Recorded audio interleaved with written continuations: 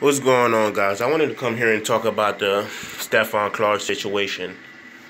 And it's coming from Reason.com. Now, first I'll remind you, this guy was talking greasy about black women or women. He was making all types of colorist jokes saying dark women bring dark days. The only thing black that he wanted is his Xbox. And you know, his girlfriend was like she was like a melanated Asian. Like, you know how you have those Southern Asians and stuff, like the Philippines, Cambodians, and you know you got the white Asians, like the Japanese and all that stuff. That'd be like, oh, like really pale, whatnot. So she wasn't a white Asian. She was like one of those melanated Asians. Because you know the origins, and that's all I'm gonna say. You know the origins of the original people are originally dark skinned. But let's move on from that. So, no charges against police who killed Stephon Clark, but anger has led to important reforms. After police killed an unarmed man in a backyard in Sacramento, they shot him 20 times, I believe. Kind of excessive. 8 of it was in his back. Outrage led to a greater transparency about officer conduct by Scott Shackford, March 4, 2019, 2:05 p.m. So maybe like 3 hours, some change ago. There will be no charges against the Sacramento police officers who shot. If you can see, that's him and his girlfriend right there holding the kid. That's his girlfriend. Who shot and killed Stephon Clark last year after mistaking his cell phone for a gun. Of course, they don't never do that for white suspects, but whatever. But the outrage that follows Clark's death has led to some real reforms in California, and more may be coming. 2 officers shot Stephon Clark 7 times, following a foot chase. They were responding to some 911 calls about an individual breaking car windows. They cornered Clark behind his grandmother's house. Body cameras videos from the 2 cops showed them attempting to confront Clark, then screaming gun and opening fire.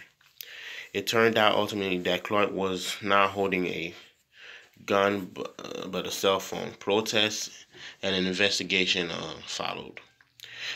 On Saturday afternoon, a year after Clark's death, Sacramento County District Attorney Anne Marie Schubert, that's who you got to get out of office, Anne Marie Schubert, announced that she has concluded that the 2 police officers genuinely feared that Clark had a gun and that they acted lawfully when they shot him. Now, on the Advice Show by Phil, it showed that a lot of police officers, a lot of police unions funded her campaign. So, of course, that's why she's in charge of them. A lot of police chiefs and whatnot, county sheriff officers and whatever, they funded her campaign. I'm talking about Attorney Anne Marie Schubert. Get her out of office, people in California, if this video gets that many views. So, please share the video. In a lengthy press conference, she walked through all the details, arguing that the officers had honestly mistaken a flash of light from Clark's phone for a muzzle fire. Wow.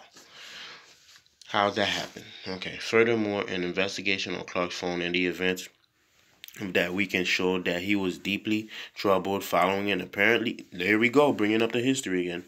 They don't never do this for white males or whatnot. An apparently violent confrontation with the mother of his children. Clark was on probation for multiple crimes, 2 charges of domestic violence, 1 for robbery, and was likely concerned about the pending police response to the incident. A search of his phone showed that he had been both texting the woman over and over again, and also had been searching for online tips for killing himself. Wow. After he wasn't even stealing anything from the cars he was breaking into, police didn't know any of this at the time the confrontation, but as Schubert explained, all the evidence of Clark's increasingly erratic and desperate behavior would be presented to a jury if she attempted to charge the police in the case. The implication is that it would be hard to get a jury to convict officers given the entire context of what happened. She might be right about that, given how hard it can be to hold police officers accountable for misconduct in a courtroom, because there's no laws that pass. Obama didn't pass no laws. He passed laws protecting them, like Blue Lives Matter laws. Nevertheless, her decision not to charge either officer has inspired a lot of anger. Clark's mother has called press conference by Schubert a smear campaign, against her son. Many media outlets and activists have noted that Schubert's office have investigated 34 police shootings and has not recommended charges for any of them. Wow. This shooting is being investigated separately by the California Attorney General's office. In a statement, Lizzie Buchan, legislative advocate for the American Civil Liberties Union of California Center for Advocacy and Policy, opined, what the hell? As a society, we give police officers the most significant power. We confer on the government the power to take someone's life. Our laws must be set appropriate standards to ensure police officers use that power sparingly and with the goal of preserving human life. Of equal importance is the requirement that officers must be held accountable when they violate these standards. There is a reason for her focus on the standards applied when police shoot citizens.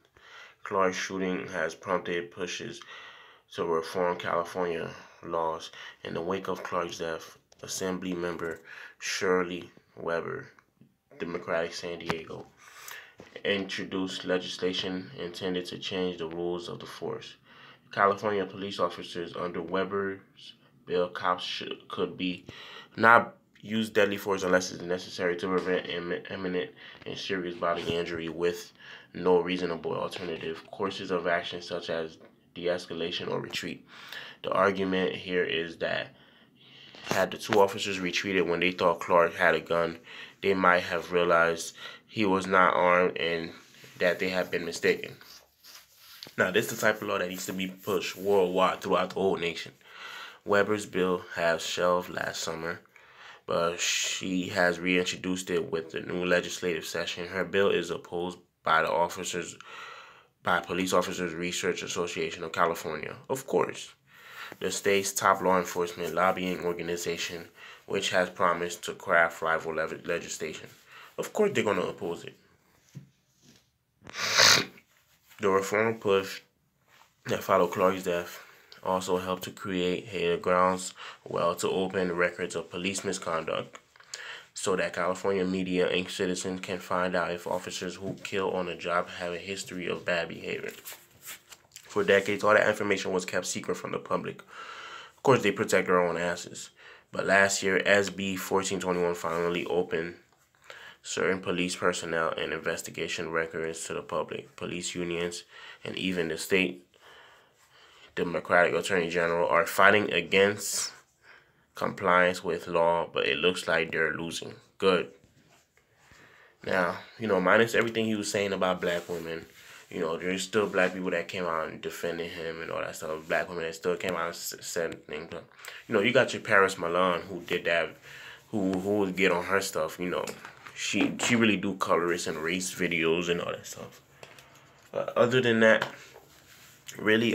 colorist Joe, I don't agree with that because I love black women. This is really a political type of thing about how this was basically another Laquan McDonald. He was shot 16 times, and Stephon Clark was shot. Laquan McDonald was shot 16 times, and Stephon Clark was shot 14 times. I think they fired 20 bullets in total, but only 14 hit. And the police officers basically got off with it. So, of course, this just further proves that they really don't care about our lives like that. The police could have retreated, like they said, but they decided going for the kill. But this doesn't happen to white criminals so much. So you guys let me know what you think in the comments. Subscribe, share the video. I'll talk to you next.